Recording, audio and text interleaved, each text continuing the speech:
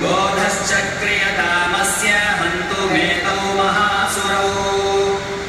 ऋषिरुवाच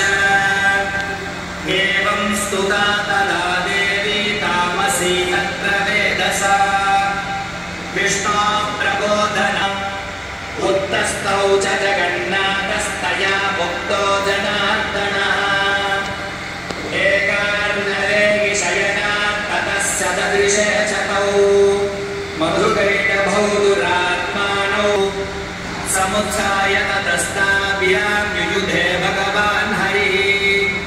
पञ्चवर्षसहस्राणि बाहुप्रहरणो विभुः तावप्यतिबलोन्मत्तौ महामाया विमोहितौ उक्तवन्तौ वरोऽस्मत्तौ प्रियतामिति केशवम् श्रीभगवानुवाच भवेतामद्य मे तुष्टौ मम पद्या उभावपि किमन्येन वरेणात्र एतावद्धिवृतं मम ऋषिरुवाच वञ्चिताभ्यामिति तथा सर्वपापोमयं जगत्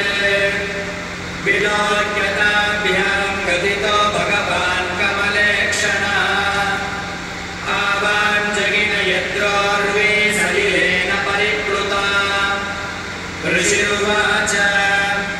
तथेत्युक्त्वा भगवता शङ्खचिह्ने जगने शिरसि तयोः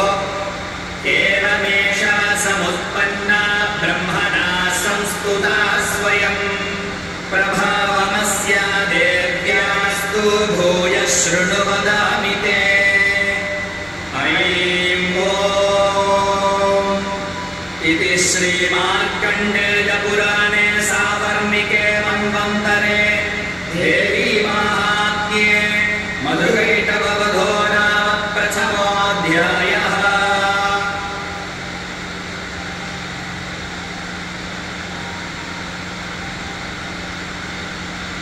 अथ द्वितीयोऽध्यायः। ॐ मध्यमचरित्रस्य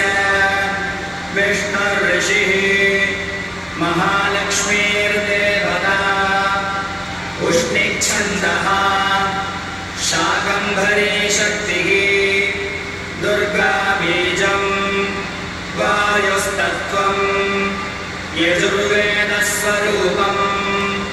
श्रीमहालक्ष्मी प्रीत्यर्थं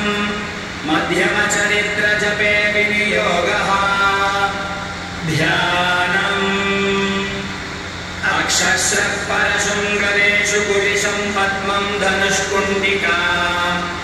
दण्डं शक्तिमसिं च चर्मजलजं खण्डात् सुराभाजनम् शूलं पाशसुदर्शने च ददधीं हस्तैः प्रसन्नानना सेवे सैर्भमद्दिनीमिह महालक्ष्मीं सरोजस्थिता